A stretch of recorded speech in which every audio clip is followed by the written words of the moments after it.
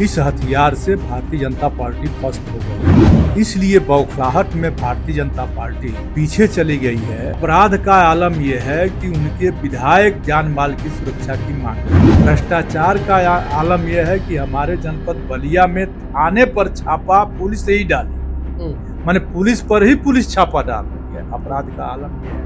Bharatiya Janata party देखिए इस समय फंस चुकी है और पीडीए के नारे से घबरा गई है। 2014 से लेकर 2024 तक भारतीय जनता पार्टी जिस पड़ाव पर थी उसके पीछे कारण ये था कि पीडीए। नमस्कार दोस्तों, मैं कलीम शेख, कॉमेडियन नाम से लोग जानते हैं, और मेरे साथ हैं सलेमपुर से सांसद जी रामाशंकर राजभर साहब। तो मैं इनसे बात करूंगा और इन्होंने शायद 2 बार के सांसद रविंद्र कुशवाहा जी को मतलब हराया है, राइट सर? धन्यवाद, मैं भी 2 बार का सांसद हूँ। अच्छा, अभी 2 बार के सांसद है सर। और आज एक अखिलेश यादव जी का ट्वीट भी आया है, समाजवादी से ये सांसद हैं, तो उनका एक ट्वीट आया है कि स्टूल किट से जो है अब जनता परेशान हो गई है, और केशव मौर्य पर उन्होंने तंज कसी थी। क्या कहना चाहेंगे?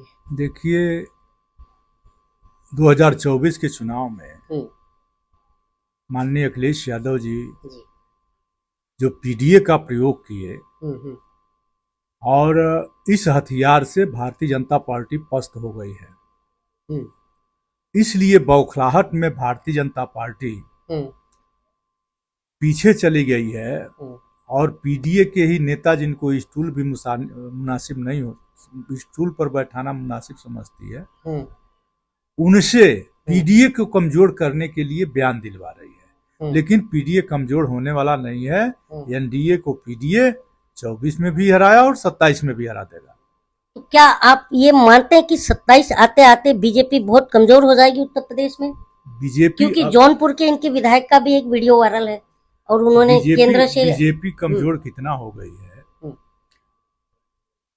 कोई भी सत्ता जनता तब स्वीकार करती है जब वो जनता के हित का काम करती है। अपराध का आलम यह है कि उनके विधायक जान माल की सुरक्षा की मांग कर रहे हैं। भ्रष्टाचार का आलम यह है कि हमारे जनपद बलिया में थाने पर छापा पुलिस ही डाली, माने पुलिस पर ही पुलिस छापा डाल रही है। अपराध का आलम यह है। तो भारतीय जनता पार्टी अब अवनत की ओर है और उसे समाप्त होते देर नहीं लगेगी।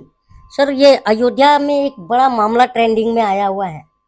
समाजवादी पार्टी से वहाँ आपका विधायक सांसद भी जीते हैं। वहाँ पर एक आप ही के पार्टी के नेता के ऊपर जो है बलात्कार का आरोप लगा है, और तत्काल में बुलडोजर का भी मतलब उनसे उनकी बेकरी को ढा दिया गया। उत्तर प्रदेश में अपराध का आलम यह है कि प्रतिदिन हत्या लूट मची हुई है, बलात्कार रोज हो रहे हैं। और उत्तर प्रदेश में केवल अयोध्या में ही बलात्कार तो नहीं हुए हैं, नहीं, लेकिन पूरे प्रदेश में। मैं आ रहा हूँ आपकी बात पर, अच्छा सवाल आपने किया। पूरे प्रदेश में बलात्कार हो रहे हैं, और बलात्कारी और अपराधी किसी न जाति का होता है न किसी पार्टी का होता है। ठीक है। और कोई अपराधियों में भी जाति और पार्टी खोजता है तो वह उसकी मूर्खता है। और ऐसे लोगों को किस भाषा का मैं प्रयोग करूं। अयोध्या की चर्चा हुई, लेकिन गाजीपुर में भी इस तरह की गाजीपुर की घटना हुई और बनारस में घटना हुई। भारतीय जनता पार्टी का पदाधिकारी, अयोध्या का जो घटना हुई उसमें यादव और मुसलमान का नाम आया, वो हमारे पार्टी के पदाधिकारी नहीं थे। लेकिन जो बनारस की सामूहिक बलात्कार हुआ बनारस में, उसमें तो 3 के तीनों भारतीय जनता पार्टी के पदाधिकारी थे। तो पार्टी और भारतीय जनता पार्टी देखिए इस समय फंस चुकी है और पीडीए के नारे से घबरा गई है। 2014 से लेकर 2024 तक भारतीय जनता पार्टी जिस बढ़ाव पर थी उसके पीछे कारण ये था कि पीडीए का एक बड़ा वोट उनके में जाता था। इस बार पीडीए ने अपने अधिकार के लिए वोट किया, संविधान बचाने के लिए वोट किया है, इसलिए अब भारतीय जनता पार्टी बौखला गई है और फिर वो एंटी यादव और एंटी मुसलमान मूवमेंट पूरे उत्तर प्रदेश में फैलाना चाहती है, ताकि जो भारतीय जनता पार्टी के जो वोट जा रहे थे पीडीए के, वापस आ गए, पीडीए के साथ आ गए, समाजवादी पार्टी इंडिया गठबंधन के साथ आ गए। तो भारतीय जनता पार्टी इसलिए घबराई है कि फिर एंटी यादव एंटी मुसलमान करो कि बाकी जातियां हमारे साथ आ जाएं, लेकिन यह दिवा स्वप्न होगा।